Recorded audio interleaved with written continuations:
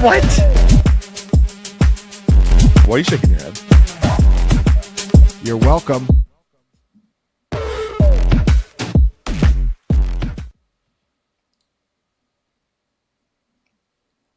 What's up, Fantasy Points? This is the DFS cage match where every week Jake Tribby and myself and a rotating third guest compete against each other in a three-man contest. We do a snake draft, drafting teams where we need to stay under the salary cap on DraftKings. And we play for charity. Every one of us picks a charity, and Fantasy Points donates to the charity of the winner's choice. This week, our guest is our normal producer here, Thomas. Thomas, how you doing? Very well, thank you. Happy to be here. Ready to put some pressure on Neil and his overconfidence. Yeah, Tom wanted to come on today because he is always just annoyed at me. He always, he's cheering against me behind the scenes, and he thinks he realized after I won yet again last week that he needs to come on and end my winning reign himself. Although I will say, Jake, prior to my win last week, or I guess it was 2 weeks ago, was the last time we did the show, you had been on a 2-week winning streak, which is your longest winning streak of all time. Are you still feeling the high from that, or did losing the last one kind of ruin it for you? How are you feeling this week? Yeah, I mean, we've been doing this show for 2 years, and half of my wins have come in the last 3 weeks. So that's exciting. Yeah, I'm feeling really good. I feel like I'm on the rise here. Momentum is certainly in my favor, even with the loss in our last contest. Young guys taking over, you think? Oh, that's not good. That's not good for me if the young guys start doing a lot better in these contests. But young guys always explode, late season. At some point. This is when the young guys come on. The old guys, the Keenan Allens, they're falling off. They're the toast. RJ Harveys, they're up. So this is it's all about Kyle Williams right now scoring touchdowns. Yeah. It's exactly time for the young guns. On one target. Good old one target. One target for one touchdown, but it was a nice one. It was a nice touchdown there.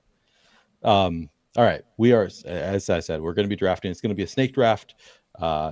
Usual format. Most people watching the show probably understand the format by now. If you have any questions, feel free to ask us questions as we go. Happy to answer them, but it's just a typical snake draft. By the way, if you haven't already done so, please do like this video and, of course, subscribe to the Fantasy Points YouTube channel. Cannot recommend it enough. They're putting out great content every single day. They do regular season content for season-long leagues, dynasty content. I know Tom does a lot of dynasty content, DFS, all of that right here on the Fantasy Points YouTube channel. You should check it out. Let's get into last week. Before we get into this week and talking about who we're playing for, the charities we're playing for today, we like to do a review of the teams from the last contest. And Tom, if I remember correctly, this is you, right? IMBQ? Yes. Yeah. I entered this bad boy. I did not pick this team. I want that separation to be notified. I did not pick this team. We had a fellow Canadian, but in Ontario, so he cannot play DFS in Ontario. So Tom had to enter the lineup for him. So this is not Tom's team. But Tom, as you know, I like to ask my current guest to review the team of the last week's guest. So you can review our Fresh's team for us, where he got 33.6 fantasy points out of Wandale, 32.9 out of Amon-Ra St. Brown, and then just the rest of the team fell flat. How do you feel about this team? Well, he made two of the crucial mistakes that DFS and a lot of weekly players make, and it's playing Jameson Williams while everyone else on the Lions is healthy. That is seemingly a big mistake that people keep making for some reason. And of course, playing Ken Walker is always more likely to end in tears and pain than it is in cashing actual dollars. He is a great hypothetical player, but as a real player, some are wondering if he actually exists. So just a couple big tier mistakes. And seeing Kyle Pitts on a list is also quite disturbing in the big 2-5. So hopefully we leave that in 2025 when we roll over into 2026. Yeah. Good review of this team. Hopefully you can enter a better team on your own this week. I'm also picking Kyle Pitts number 1. So we'll see what happens. Jake, you got second. You beat our Fresh by 14 and a half fantasy points here. Jacoby Brissett continued his reign of terror. Michael Wilson continued to be great. Saints defense got you 11. No other flames here, but some other nice performances. Still, you just were clearly outmatched in this one. How do you feel about your performance? Yeah, this was kind of a tricky week in the cage. This actually ended up being like my best tournament week of the season. I played a lot of Jameis, and then like pretty much outside of that, a ton of Jacoby Brissett, Michael Wilson. It's been, the volume for Michael Wilson has just been absurdly good in these games without Marvin Harrison. Looks like we're probably going to get that again this week. Was a little disappointed. I mean, I thought Chase Brown was probably more of a floor running back play, but was a little disappointed, and still am at this point, that we haven't gotten one of those huge like slate breaking games from Derrick Henry. I really thought this Week 12 matchup with the Jets would be that game, and he did well, but still didn't hit the rushing bonus. Ravens offense, I'm sure Tom has a ton to say, but it's really underwhelmed this year. Really and even has. my boy AJ Barner couldn't come through with the old QB sneak tush push touchdown, which I was really hoping for when I drafted him into my flex. So, I think this team was okay. Ended up having a much better week in tournaments, at least in Week 12, but certainly not enough to take down the cage. Great score from you though, Neil. 191. Yeah, I mean, you always play your lineup in the other contests, and I just think it'd be a better idea if you just play my lineup every week in the that the would main go better contest, for me. win Yeah. some money there, because I put up 191 points, just separated from the field, 29.5 from Emmanuel Wilson, 27.5 from Hunter Henry, 58.4 from Jahmyr Gibbs. Now I'm not going to do the math, but those three get me like within striking distance of Jake by themselves, and then on top of that we have Drake May does okay. Saquon Barkley, kind of a big letdown, 15 out of Devonta Smith, 15 out of Jacoby Myers, 10.6 out of Andre Yoshivas, which was, I think, just kind of needed to get somebody in there, and then a snowflake, 5 out of the Raiders. Feel pretty good about that. Hard to complain when you get those three big performances. Obviously, you needed to surround them with the right people to actually win DFS tournaments, and I didn't get those right, but I got the main pieces and was able to absolutely crush last time out. Tom, do you have anything to say about the Ravens? Like, I drafted so much of the Ravens on the Thanksgiving slate against Cincinnati. It was like, obviously, playing against Cincinnati, Derrick Henry's going to crush. Mark Andrews, I say likely, like you want to play all of them, and it was pretty underwhelming. And Lamar Jackson sucked. So what's going on with the Ravens? Well, here's what you may or may not know is I am often called a doomsday prepper for Baltimore every time they go out to play football. But in these AFC North games, boy, am I rarely wrong. And I put a lot of money on the Bengals this last week and unhappily won quite a bit of that money as well. People are hurt. Harbaugh's terrible. They signed Andrews to an extension that I don't understand. It's bad times. We're the Saints now. Like we're holding on. We're grasping straws until Lamar's healthy. It's bad times. Don't play Lamar. Is my mic any better, Mike? Yeah, you're much better. It Yep. does sound better. Great Good. job, Neil. Tom, I was just gonna say, you'd be proud of me. I picked the Bengals in staff picks this week, even though they were 6.5 point underdogs to Baltimore. Yep. I now have a commanding, I believe, 3-game lead on the next closest person, which I think is Chris in our staff picks, where we just pick the winner of each game. And I've been like pretty much all favorites this year, but I went out on a limb, picked the Bengals to beat the Ravens, and now I don't really think anyone can catch me at this point. That's Way to go. Doom casting. It can work out. Now just apply that to here, Jake, and you're going to be. Exactly. Yeah. Exactly. Yeah, This is the mentality I need to bring into the cage. I finally figured it out. I mean, that begs the question, like, how far ahead would Neil be if Neil was playing in the staff picks contest? Man. Geez. I mean, I don't know if you'd Can't have even gotten imagine. a game wrong all year, given how good you are at the cage. Probably not. Yeah, it's about the same skill set, I think. So I would imagine I would be just crushing there. By the way, I see MJM Artistry says you guys are going down. Neil's unstoppable. Finally, we have somebody cheering for the heel in the cage match. We have one person who's a fan of the heel. Love to see that. Oh no, we got a Lamar Jackson equals JJ McCarthy in the chat. That's like the worst thing you two can say people about on somebody. this show. Yeah, I mean this Yeah. is. I mean, look, one's got 2 MVPs. The other one's got decent games played in his career. He won Player of the Week in his first NFL game. I mean, you gotta give him that. Wow, that's a great stat pull. I should bust that out in my. I wrote a McCarthy blurb. He projects okay, and I wrote him up in Slate Breakdown. It's basically like he's terrible, and I didn't mention Offensive Player of the Week in his first game ever. That's Exactly. that's basically How many what you players need. have done that? Yeah, It's super like- impressive. It's like comparing like a Pinto to a 2009 Rolls Royce Phantom. I mean, we're not, you know. Similar. They both get the job done, is what you're saying. Like they both get you from point A to point B. Yeah, exactly. They both wear purple in home games. Yeah.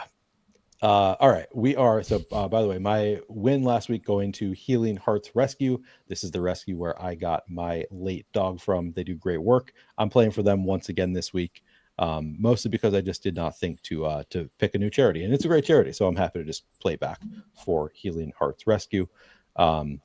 We also have Tom now. You have you're playing for the Main Street Project. Do you want to tell us about the Main Street Project? Yeah, so I was homeless for quite a while here in Winnipeg, and the Main Street Project, they work with very vulnerable people, the homeless here in Winnipeg. They provide things like meals, emergency shelter, substance abuse shelters, etc., which I spent a lot of time in. So every time I get the chance to give back, I like to do that, and hopefully I can win it for them. Main Street Project. It gets cold here in Winnipeg. We see temperatures below 40 degrees Celsius, and without places like the Main Street Project, it gets really tough for people to not only get out of these places, get out of the hole. It makes it hard to survive here. So this is one of those places I like to mention and give back, and hopefully I can do that. Very cool. Yeah, great cause. I won't say that I'm cheering for you in the cage match, but I'm cheering for your charity. And maybe I'm cheering for myself to get a win so that I can play for Main Street Project next week, I guess would be how I can help out there. Jake playing for Lifeline Animal Project. This is the same charity you played for last week. Do you want to say anything about it? Yeah, that's right. They're an Atlanta animal charity, so somewhat local to me. I'm a couple hours outside of Atlanta. Obviously, so you could probably tell from Neil's pick, we all love animals around here. Obviously, want to help out any struggling animals. And yeah, this is one of the great local charities by me where you can do that. Very cool. All right. Getting into the cage match, Tom, as the producer, you know the rules. You know that you get to pick your spot where you are drafting from. Have you given any thought to where you're going to draft from? Yeah, I'm not letting Neil come in here and snipe picks. I'll take number 1. All right. And then we have, do we know who's going second, Jake? I could not tell you. Thanksgiving was a blur, and I think I erased who went first in week 12. All right, let's see if we can figure out who was the first over. I think I might have gone first. I think I went first, and it was a terrible, there was nobody that I wanted to pick. Maybe. Who would I have taken first, though? Maybe Emmanuel Wilson? It might have been Emmanuel Wilson. I feel think like he was pretty easily the top projected value. Yeah, it was Emmanuel Wilson, because then there was a brief period where it looked like Josh Jacobs might play, and my first overall pick was not going to be a good pick. I'm pretty sure that was it. That's right. So I believe it's Tom first, Jake second, Neil third. All right. Yeah. Do you know who you want to take with your first pick, Tom? Yeah, let me run 9 sims real quick. Okay, and see something. That's it? Only 9? Neil's doing millions in his brain. I do so many in my brain. Yeah. He's already played this out 100 times. See, Exactly. Neil is such a prepper. He went and watched all episodes this year of Dynasty Points to see who I mentioned the most, just to see if he can get ahead. No, I'll take JSN number 1. JSN number 1. Yeah, he's absolutely going to cook this week. Tough to argue with JSN. Cooks every week except for last week. For some reason, last week on the ugliest slate of all time, where it was like, there's not a lot of certainty, so I'll just lean into the certainty of JSN. Was the one week that JSN was terrible, but I think he'll probably bounce back this week. If Seattle was playing competitive games this year, JSN would be averaging 30 fantasy points per game. His big problem is that they just don't throw in the second half of basically any game they play. And that might be a problem again this week, but by that point he's already got you 25 DK, and you probably don't have to worry about it too much. Yeah. That's right. Jake, you are on the clock for your first pick. Have you given it any thought? I did a little bit. So our top projected value by a very wide margin right now is Dawson Knox. I don't know if there have been any updates on Kincaid. So that would be the one sort of wrench that could get thrown in there. Because Knox, that projection does worry me a bit. Knox isn't really a target earner, not really a guy who does anything after the catch. The matchup's perfect with the Bengals. I think I might let someone else make this mistake, or at least pass for a little bit to see if I can. Okay, Kincaid was limited today.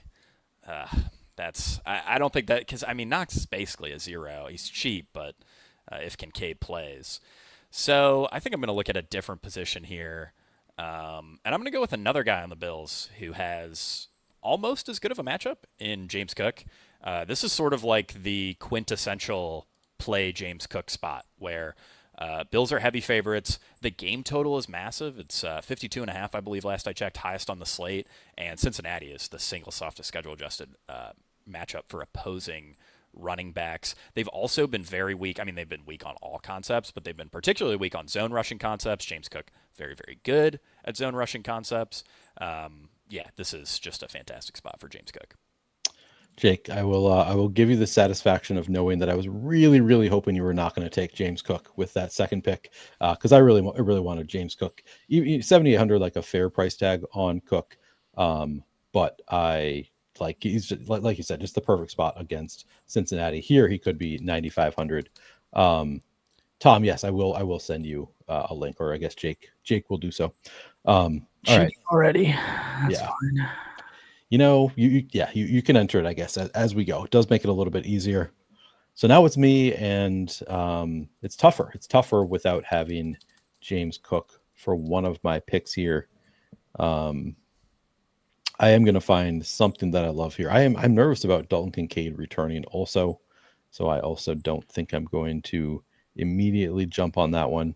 Yeah, this is I think that's kind of an interesting spot for this show in particular, because we do draft on Wednesdays and our lineups are just set in stone. And yeah, I mean, Knox is not really a good play, not really in the realm of being in my tournament pool on Saturday if Kincaid plays. But if Kincaid sits, he's, I think, going to be industry-wide the best tight end value of the slate, and maybe the best tight end or the best flex value overall. I mean, right now we have him projected for 4 fantasy points per dollar. Again, I do think there's some fragility there just given the type of player that Dawson Knox is. But, yeah, perfect matchup. He's super, super cheap. Yeah, Bill's offense pretty spread out, so there should be some volume there. But this is I feel like we fairly often will have these drafts where, there's a player who's a pretty obvious value on Saturday who doesn't end up getting drafted, and then you'll have people comment the next week being like, why wasn't this guy picked? And it's well, right. Actually on Wednesday we had no idea what the deal with that guy was. Right. Yeah, I think this is one of those where it's a lot could change between, similar to I took Emmanuel Wilson. That could have looked really dumb if things had gone a different direction for the Packers. Yeah, it's kind of I don't know. And Dawson Knox doesn't feel like such a big win that it's necessarily worth the risk, at least in the first couple rounds, maybe later on. But so I'm not going to do it either. I am going to go a different direction. I actually think I'm going to go with Pat Bryant with my first pick. Was, I believe, led the team in routes run last week over Troy Franklin in that one. He's starting to seemingly be pretty involved for Denver.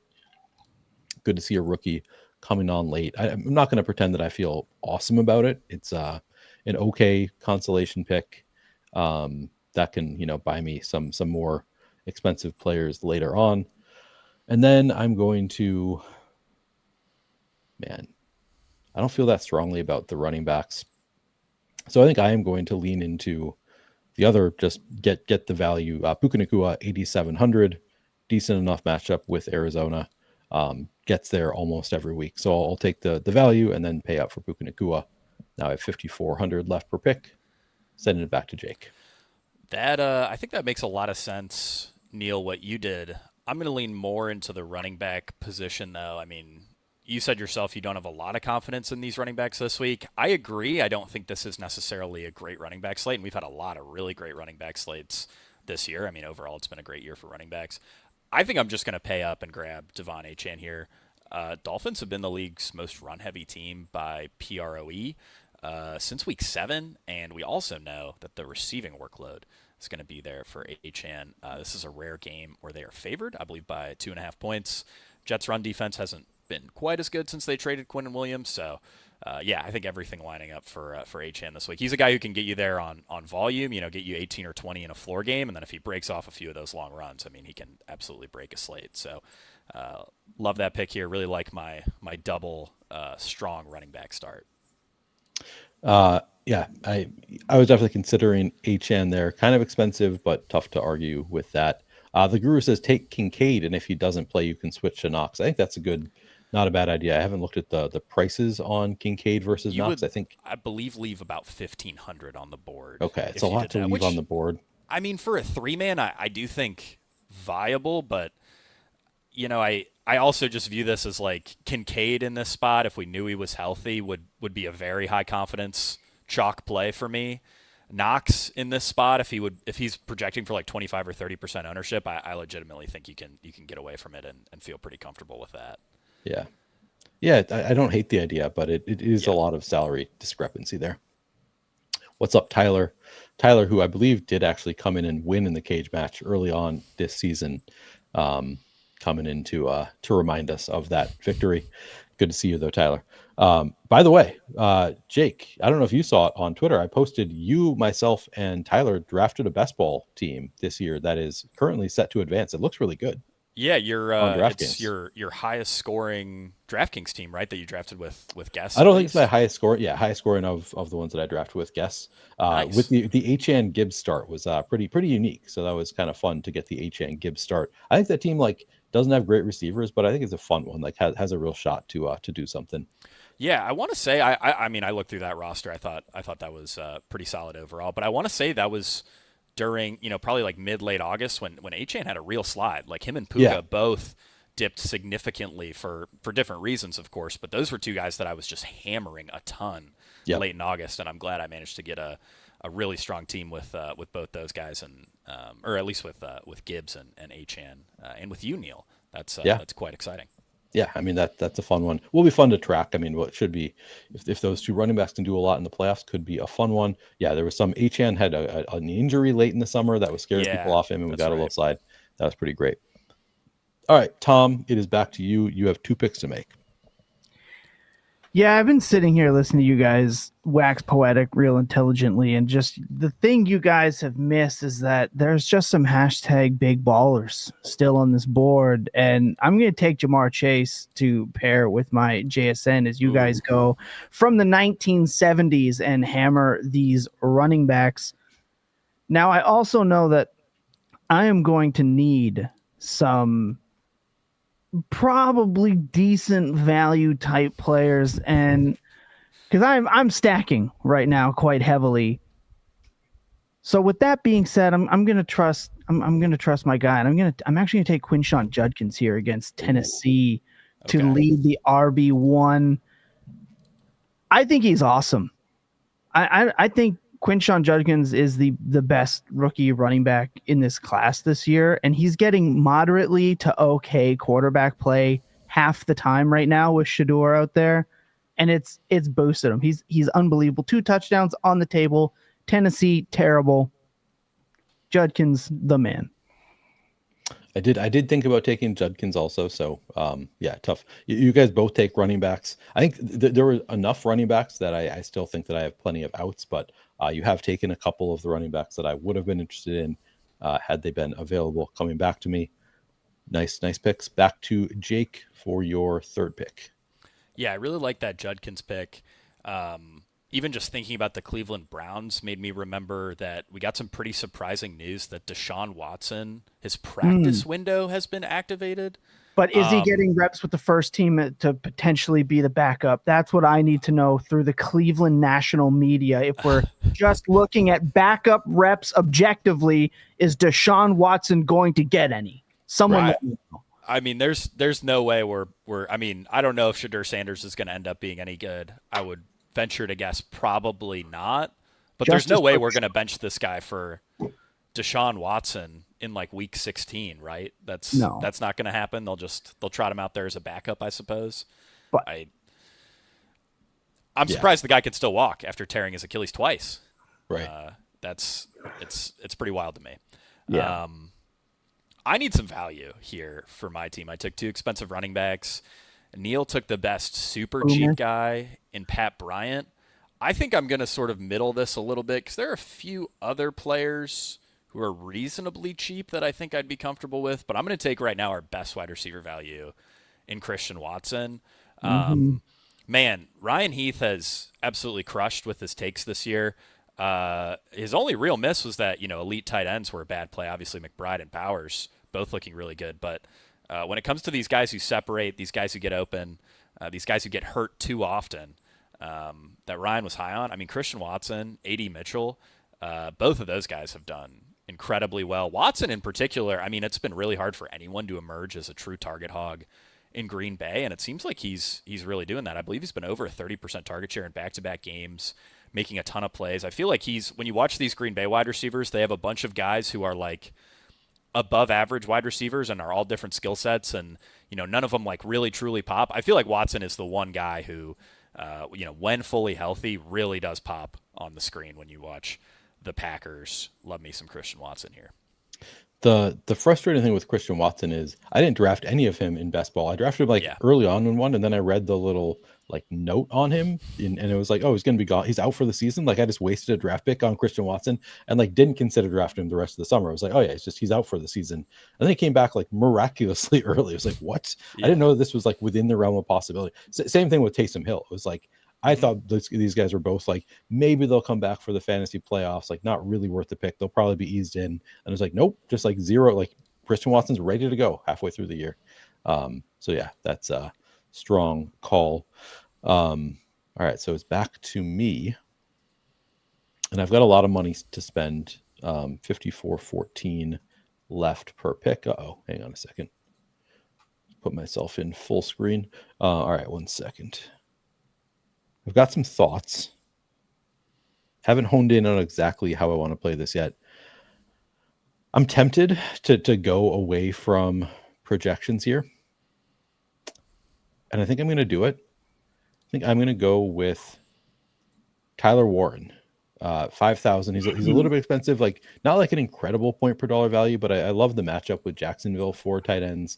And I think there's just so many ways that he can score fantasy points. Tom, was he one of your picks? Yeah, it was. I love to hear that. Look at the anger that Tom is displaying.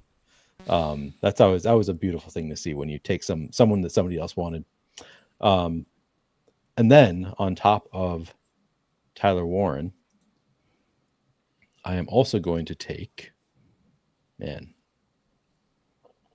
it's tough. This is a tough one. I guess I should probably take a running back at some point. And I am going to go with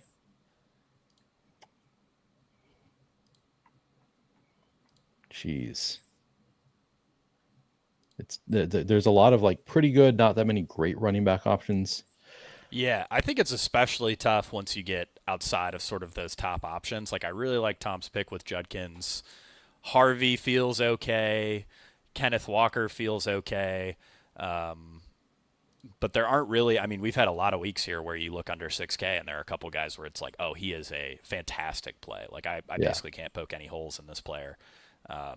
This week feels a little different at running back. It does. It doesn't feel quite as secure. There's still some that I like, but I'm not. And we were just talking about, I think the one that I'm going to go with is one that we were just talking about. You should never take him. He never does that great. Kenneth Walker, 5,600. I do love the workload being stronger lately. Tom shaking his head at this one. I think for a different reason. You don't like this pick. Is that right, Tom? Correct. Yeah. I get it, but he's hit or miss. He has his big games. It's a nice matchup with Atlanta. Has been a pretty good matchup for running backs, and I think that he's got enough workload. At some point, he's going to break off a 50-yard touchdown. Yeah, back to Jake. It's so brutal. You're always hoping for the 50-yard touchdown, and then you turn the game on and. He's running backwards for some reason. Yeah, they're up by 3 touchdowns. He's either running backwards or, the other problem is when they have these huge leads, he's not really playing that much. He's at a 26% snap share when they're leading, I believe, in the fourth quarter. So, that's a problem. And then, of course, you have the just awful Zach Charbonnet touchdowns that are ruining the lives of Ken Walker owners across the nation. It has been – I've only clicked Walker a few times, but every time I've been very disappointed in myself. Sometimes guys end up in your lineups and you're like, especially if you MME, sometimes you're like, how did this happen? How did I end up on this guy? And I really feel that extremely strongly every time Kenneth Walker is in my lineup. But let this happen. I'm helping out my best ball bags by drafting them here, because when I take players in the cage match, they're probably going to do well. Like, that's just how it goes. Like, so That's I'm like, true.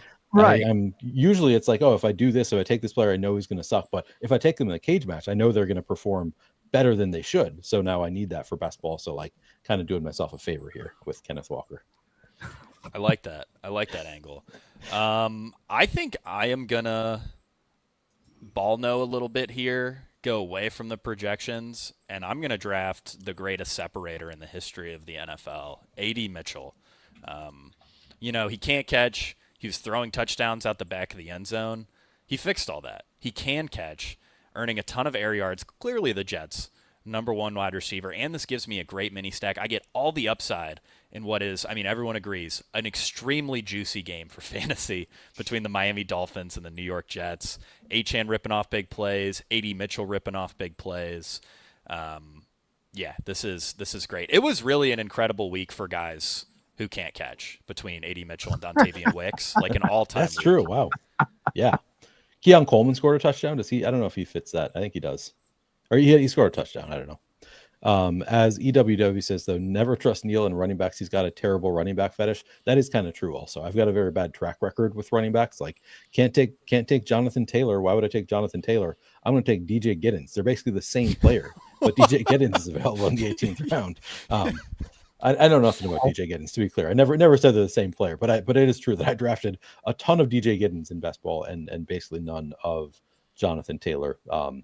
And I last year was who was it? The guy who ended up on the Bengals and fumbled on his first carry. Khalil Herbert was my big stand last year. Oh, I remember that. I remember drafting some Khalil Herbert with you. That was I do have a fetish for those terrible running backs. You mean being forced to draft, Jake? Never openly admit to drafting a player like that. You always let your partner take the downfall. Yeah, it was my fault for sure. I definitely felt like I was forced into a lot of Jalen Coker in the drafts I did with Neil this past year. God. And hey, we got a spike week finally. He's been fine, but I was a little shocked, and it was Neil's stream. I didn't want to push back. Maybe I should have, but I was a little shocked that like every time after the Thielen trade, every time we were getting to like the 14th round, Neil wasn't even letting me speak. He was just queuing up Coker. Didn't care what I had to say. Correct. It was Coker every time. Yeah. No, I was a pretty big cokehead in best ball season. And in my defense, like, hey, me too. That's why I need the Main Street Project. Right, exactly. Maybe I do too. Different kind of cokehead, but maybe I could use their support to stop me from drafting Jalen Coker. I don't know like how expansive their services are, but maybe I don't think that deep. That might be a problem you need to seek God for. I will say, in my defense, he literally after all those picks. They did. I mean, they traded Adam Thielen. I was taken before Adam Thielen trade, and then they named him the starting slot receiver. And then just like within a week of the start of the season, Jalen Coker on IR, like out of nowhere. Just like what? Like he wasn't hurt. He was everything was glowing, and then just randomly he's going on IR, and then missed like 7 weeks, the first 7 weeks or something. That was just. And I mean, you obviously would have nailed the pick because Hunter Renfrow did so well without Jalen Coker in the line. Is Hunter Renfrow Jalen Coker? Come on. Hunter Renfrow was cut from the team because Jalen Coker was so good. And then they had to these are great points, Neil. He had a spike week this week, so we got at least one usable week out of Jalen Coker. And now in the playoffs, it is wheels up. All right. It is back to Tom, right? Yeah, Tom for 2 picks now. 4,400 left per pick. Yeah, so I'm gonna try to get creative, and I'm going to take the oldest rookie I've seen since Brandon Weeden. I'm going to play Tyler Shuck, and I'm going to pair him with Chris Olave as well.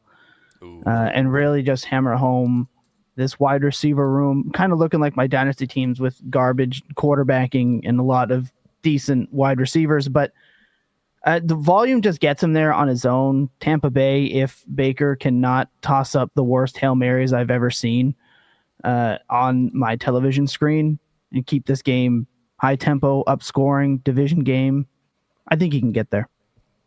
Yeah, I don't hate the picks. You are kind of in trouble with the price at 3,800 left. I mean, you can make it work. I've got it. Don't you look again? If you've seen my dynasty teams, you'll know that I'm playing Keaton Mitchell every week, not because I need to, Neil. It's because I have to, and I don't have any other choice. So I am used to scraping the bottom of the barrel. See, people don't realize that Dynasty and DFS are often similar because you have all these studs, and then by week 14, you're begging and pleading for a fullback to potentially get 4 touches because everyone else has died already. So Oh, no. We're very similar in that way. Yeah, interesting. All right, good. Well, glad you have a plan. I'm going to try to, or pretend to. Jake, you are on the clock for your 5th pick. Yeah, someone in the chat asked about Michael Wilson. We currently have Marvin Harrison Jr. projected in. Last thing Jonathan Gannon said was that, like, basically we'll see on Marv. He's dealing with some sort of a heel thing. I don't think I'm going to go for Michael Wilson, although obviously that's a guy who will project very, very well if Marvin Harrison Jr. ends up out. I really like Tom's picks. I was kind of eyeing Tyler Shook as a good quarterback option. I also just can't believe his name is pronounced that way. I feel like someone messed up along the line. It shouldn't be Shook. Like, let's be real. I feel like we should all just protest this pronunciation. What do you think it's ridiculous? Show. Okay. Shoe. So Shoff? one of those. Okay. Sure. I mean, even that makes more sense. Yeah. Shook is crazy. I'm going to go, let's see here. I got 47-20 remaining. There are a lot of different directions I could go. I think I generally prefer the cheap wide receiver options this week. I guess the question is, which one do I want to take? I'm going to go with Vele just because he's our highest projected option. Also has been running a ton of routes lately. Seems like New Orleans is sort of desperate to justify the 4th-round pick that they gave up for him. Target depth is a bit of a concern, but at 3,700, it's really just catch a handful of passes, and he's going to allow me to play, my expensive running backs, and obviously the GOAT, Christian Watson. The GOAT, Christian Watson. I mean, he had his breakout game last week. Same as Coker. Both had their breakouts last week. Looking good. I thought about Vele because he's a nice value. I have a little bit more money to spend than the rest of you. Yeah, I mean, I feel pretty good about it. But what do I want to spend it on is the question of the hour, and I'm still figuring that out. Man, I will say on Tom's Shook pick, while Neil thinks, the volume for Shook has been legendary. Last 2 weeks leads all quarterbacks in rush attempts, behind only Jacoby Brissett in pass attempts. You can be pretty bad and still be a great fantasy player with that in mind. And it also seems like they're fairly willing to use him at the goal line. I mean, the Taysom Hill goal line stuff has been terrible. Taysom has been terrible this year. I mean, you could maybe argue that they might want to play it a little safer if they think Shook is the future, but I don't think he's been good enough to justify, backing off rush attempts in any meaningful way, especially at the goal line. The role's just really, really good. We generally don't talk about quarterbacks from like a raw volume perspective, but he's like the best case of like he's just too cheap relative to how much he's going to throw and run. Well, yeah, look at Jacoby Brissett. Jacoby Brissett's been pushed up because of volume and everything else. And Shook is just sitting here way cheaper. I mean, in 2 of his last 3 starts, over 19 or more DraftKings fantasy points. I mean, that's all you really need when you're getting a value like that. At his current price at 4,400, it was too easy. When Olave's not even priced up to his volume and look, I know expected fantasy points doesn't win you the big dollars, but one day it will. And Chris Olave is that dude.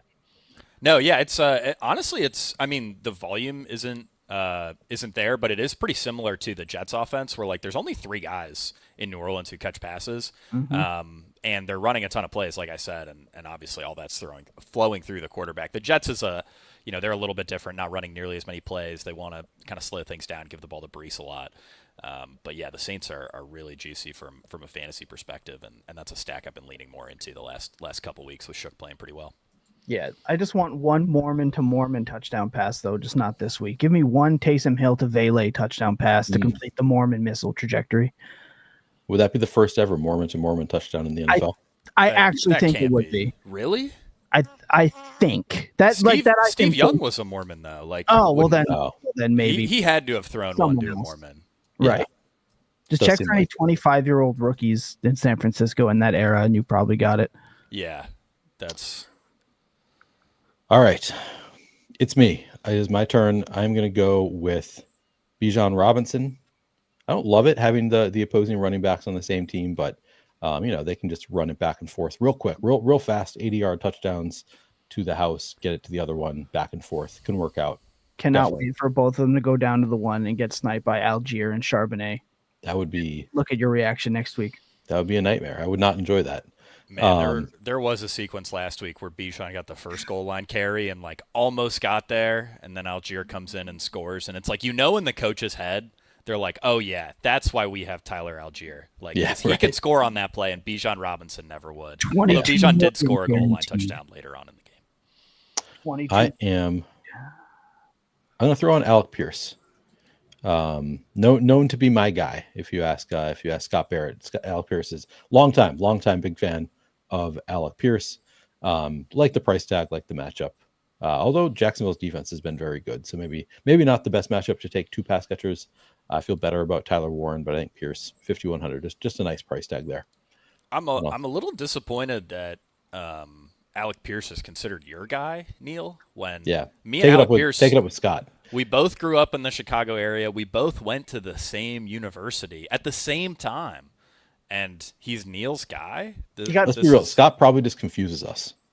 We're so similar. That might be true. Scott does tend to be confused fairly often. So, yeah, that would make sense. I'm also surprised that Neil's drafting two pass catchers on a team where the quarterback has a broken leg. That is also true. Seems like a bad idea. That's a little interesting to me.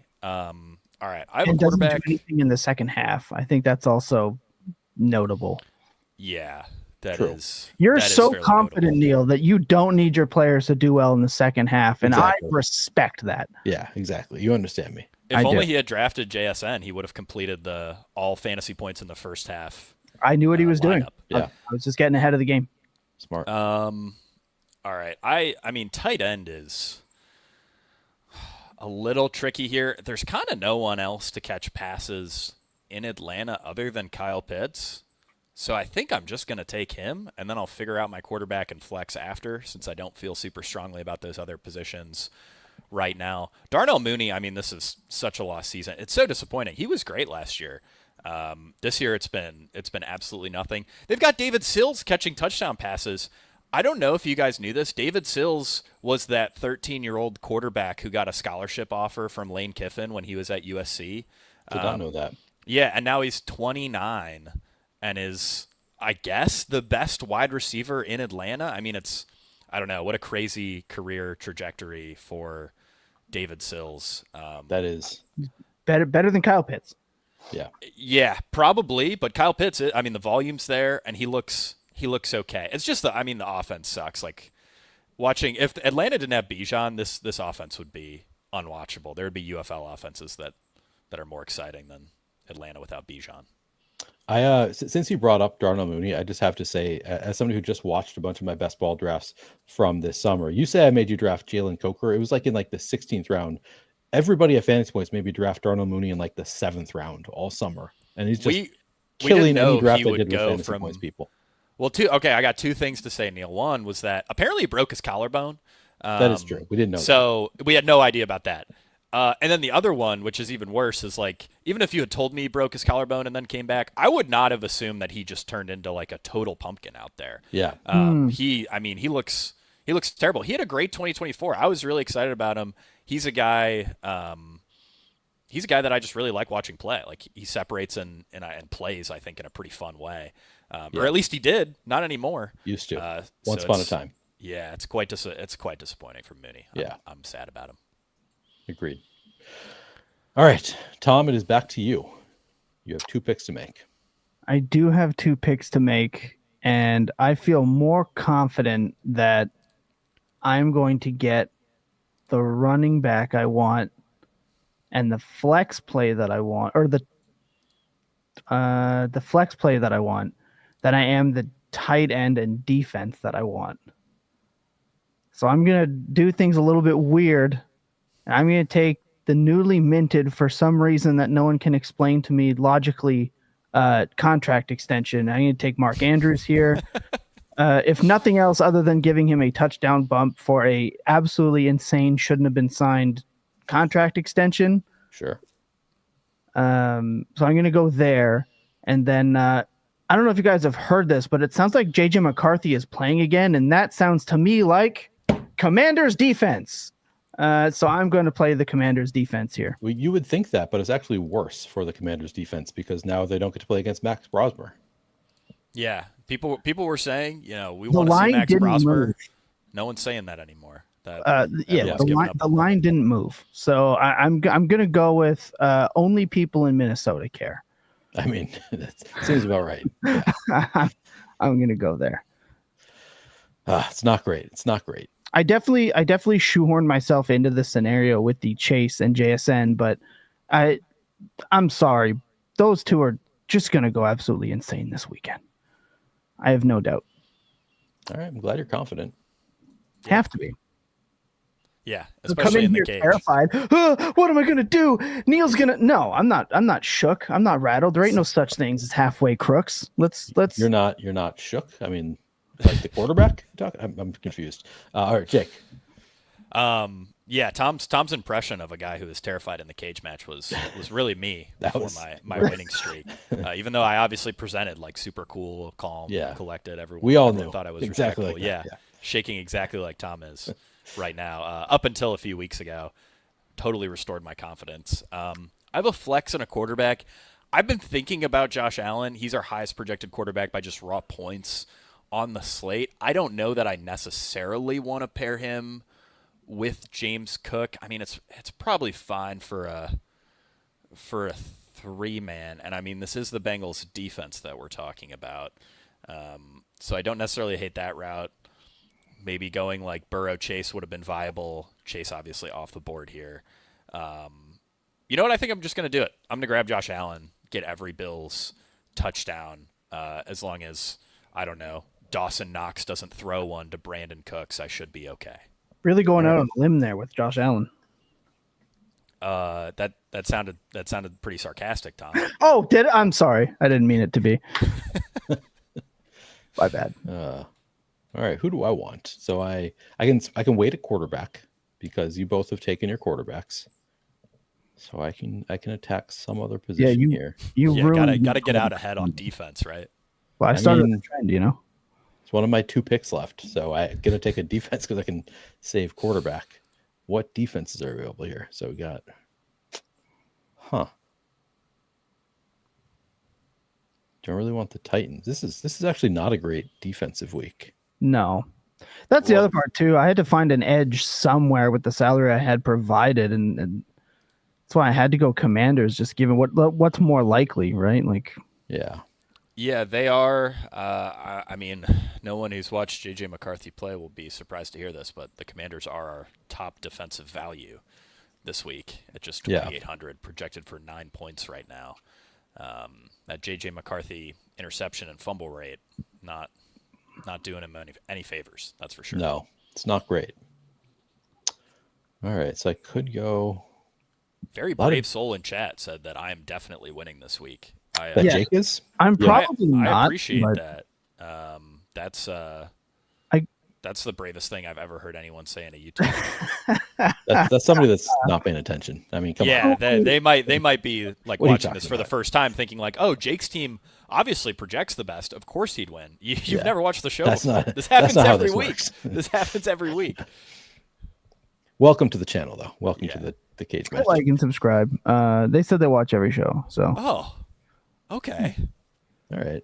Well, this is even more encouraging. I have some real backers now. This is recency bias at its best. Like, this is recency bias. Yeah. There's the week off, then back-to-back wins. Good. Yeah. Man, this is not an easy decision here. I'm going to go with RJ Harvey. 5,700. Okay. Nice price tag there. And then I can go with a more expensive defense, kind of. RJ Harvey. Okay. Mr. Touchdown. Brett said he shouldn't be allowed to drive after dark, though. Does that concern you at all, Neil? Or no, not at all. Doesn't matter to me as long as he scores the goal line touchdowns. That's fair. Something goes a long Ken way. Walker known not to do. You do need to make it up somewhere. Exactly. Got to get those touchdowns from one of my running backs. Yep. And then I can go with. Oh man.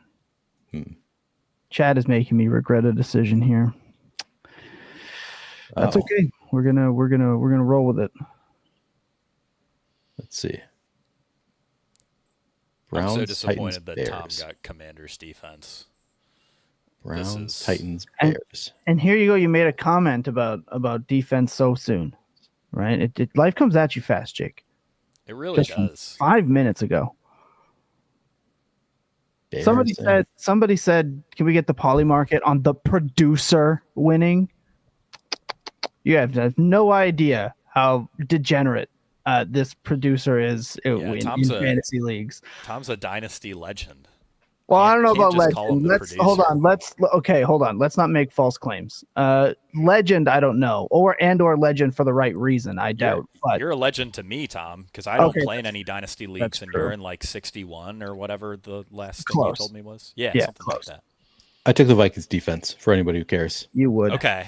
Yeah. That's a good pick. Not nearly as good as the Commanders defense. For my pick, I honestly have no idea what I'm going to do at flex. And I don't really like any of the options after putting this defense in. So I'm gonna defer. I'm gonna pass this off, and I'm just gonna grab the Titans defense. Okay. That's a against Shedeur. decent bet. Yeah, Sanders. Although he is, if anything, taking care of the ball and not turning it over, but he definitely is still standing there long enough that I could catch up to him in a foot race. He's holding on to that thing.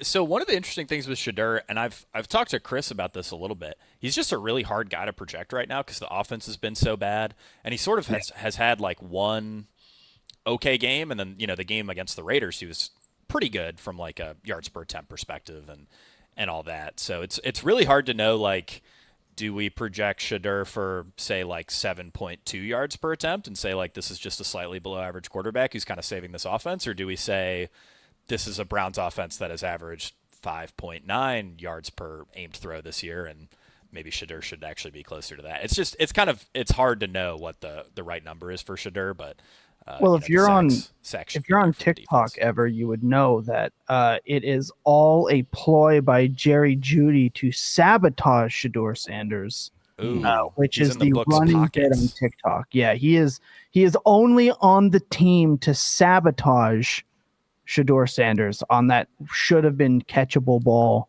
that went deep. He did it on purpose, Jake. Yeah, FanDuel's probably cutting Jeudy checks to drop the ball down the field. Yeah. That's what I hear on Twitter a lot. Believe it. Tom, you've got 2 picks to make. I do. Close out the team. I do, and man, I've locked myself into this. I'll say the mistake Chad is making me rethink is not playing the triple stack with Shuck, Olave, and Juwan, but I couldn't make that work really with the defense that I wanted to, plus the running back. So I'm going to go Bam Knight here, the Cardinals against the Rams. Hopefully this game puts up a bunch of points. It's not the best matchup, but Bam Knight is getting a lot of the touches, and it doesn't sound like Trey Benson might even play the rest of the year. So I'm not worried about him this week. So this is just a volume play. I hope he can score in a game that I hope shoots out a little bit after the Rams collapsed last week. And my flex play, speaking of Shedeur Sanders, I'm going with the very cheap 3K Isaiah Bond, who is the type of player that only needs one. He's at 3K.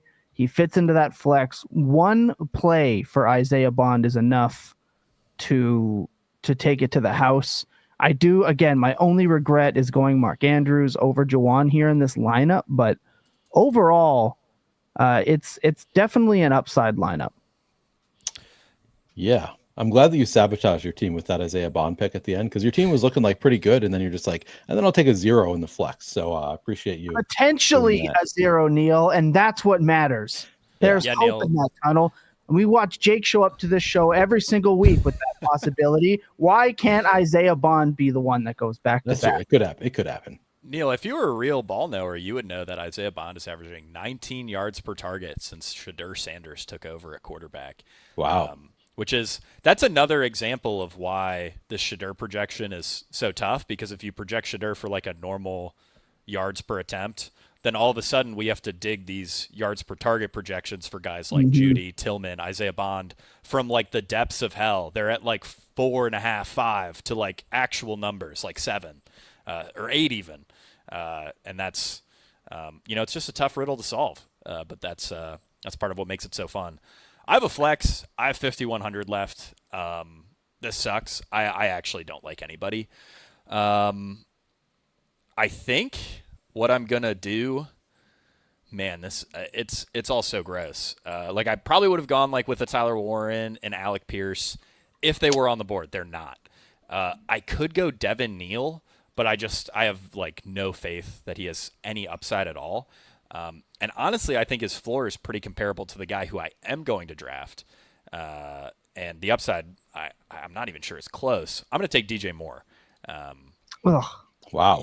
It's gross. It's super gross. And I don't really like it. But that's, You could have picked somebody else, yeah. Like Yeah. somebody I know. that you did like. Yeah. Well, there was no one. There was no one. Okay. DJ Moore, 2 of his last 5 games, 23 fantasy points. The other 3, 4.7, 3.1, and 0. Yeah, it wasn't one of those games the one where they literally left him 35 yards open for a touchdown. People are like, DJ Moore is so back, and then like replayed it, and they're like, oh, never mind, no one was near him. Got it.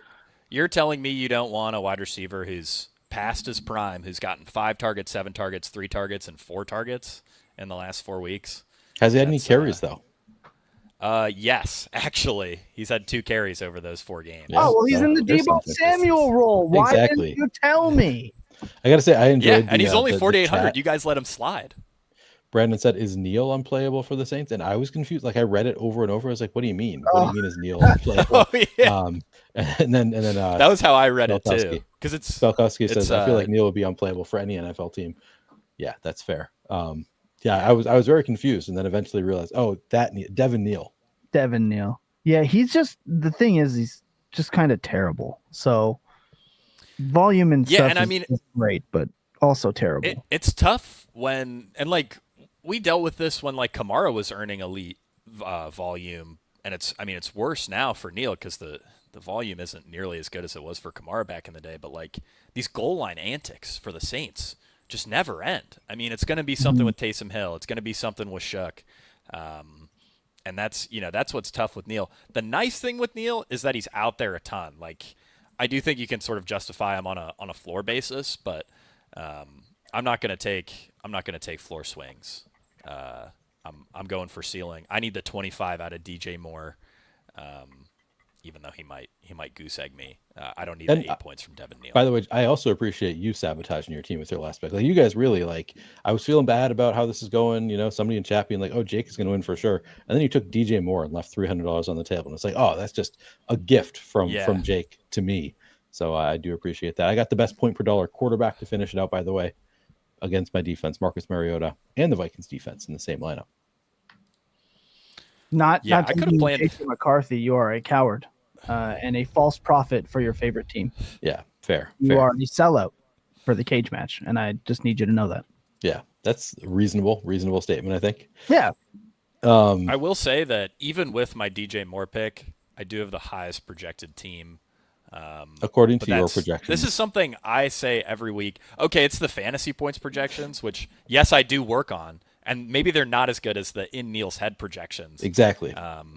But Neal's head projections seem to be pretty, how would you say it? Maybe retroactive for whatever team he's actually drafted. Yeah, I guess. I don't know. Yeah, still a good team. A lot worse with DJ Moore. We can all agree. Let's review our teams. My team, of course, projects the best in the Neal's head projections. Marcus Mariota at quarterback, Kenneth Walker, Bijan Robinson, Pat Bryant, Puka Nacua, Alec Pierce, Tyler Warren, RJ Harvey, and the Vikings defense. It could work. I don't have a stack or anything. There's not a ton of correlation here. I do have 2 Denver players, 2 Colts players. So there's a little correlation there. I've got Seattle versus Atlanta, Walker and Bijan. And then, of course, quarterback versus opposing defense, great correlation there. So I feel pretty strongly that this is the best team in the cage match, destined to win. Jake, you say that your team projects the best, allegedly. How do you feel about it going into the week?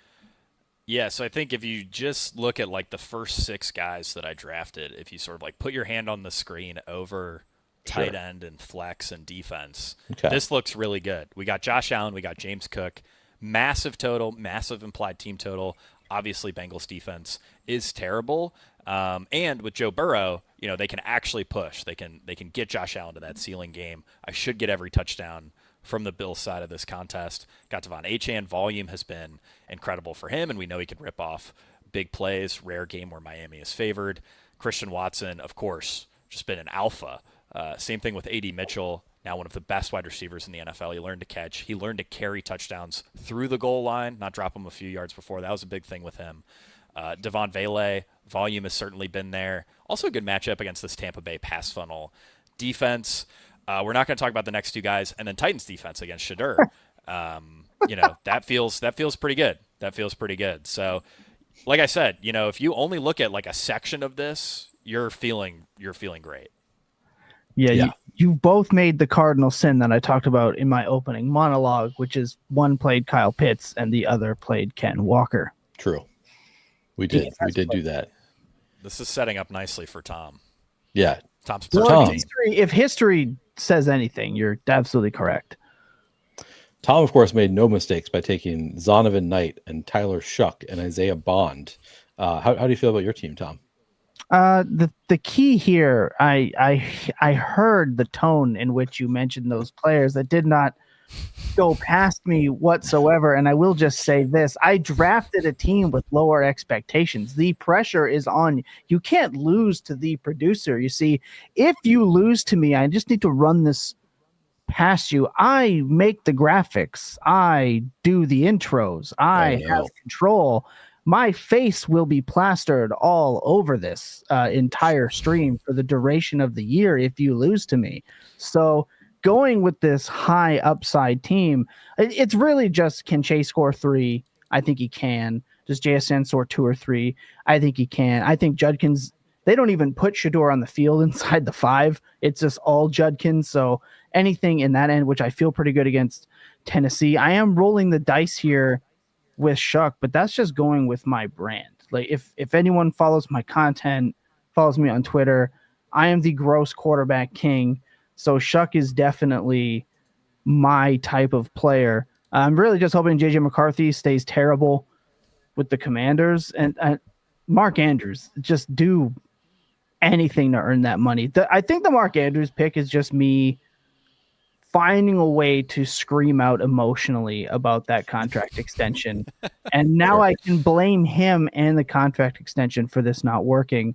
And the Isaiah Bond thing is literally just, I was so piled with salary that I needed anything. And of the players at 3K that had one playability, I thought about the guy in Buffalo whose name is escaping me. Oh my gosh. Dawson Knox? No. The wide receiver. Shavers? That's the one. I thought about him for a second. No, Tennessee. So I just like that matchup a little bit better. So yeah, I'm just hoping I can get one. Just do one, Isaiah. Just one.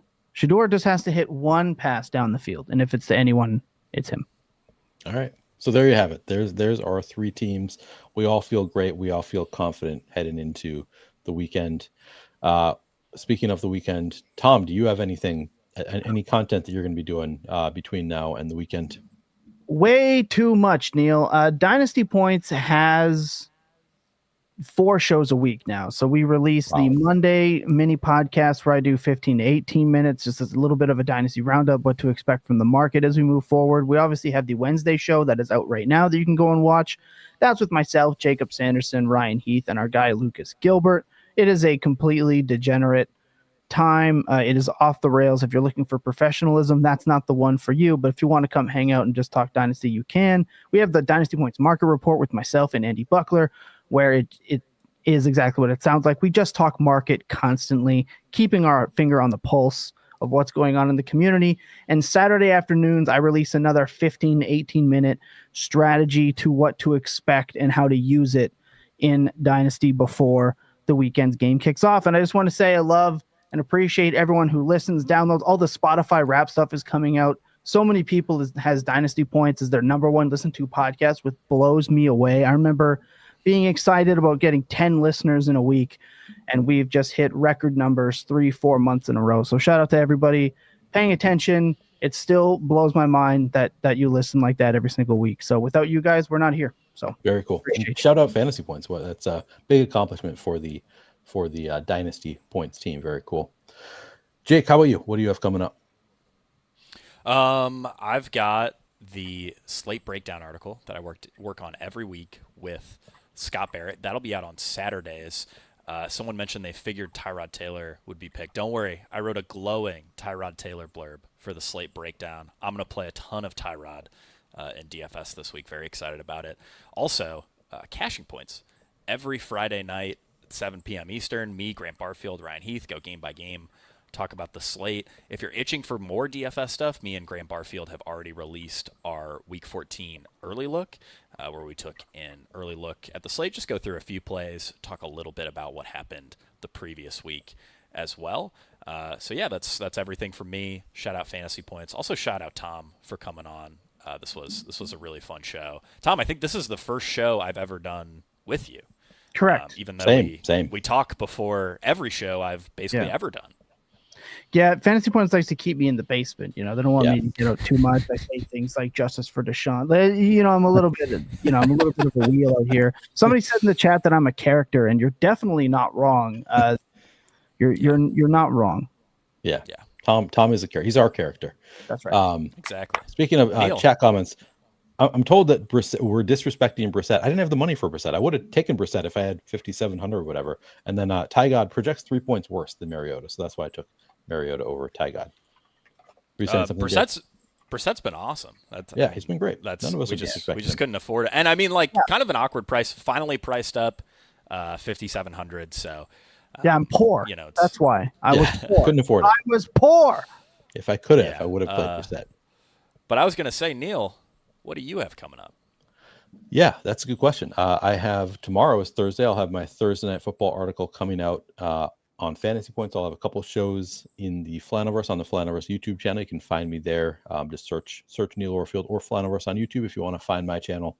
I'll be doing Thursday Night Football breakdowns twice there, and then on Saturday, Outside the Box with Scott Barrett is back. We'll be breaking down the DraftKings main slate, going position by position, looking at the chalk, looking at finding some contrarian plays as well. So check us out on Saturday on Outside the Box. That's it. All right. That'll do it for this show. Thanks, everybody, for watching. It's been a lot of fun, as usual. Good luck this weekend, everybody, and we'll see you next week. What? Why are you shaking your head? You're welcome.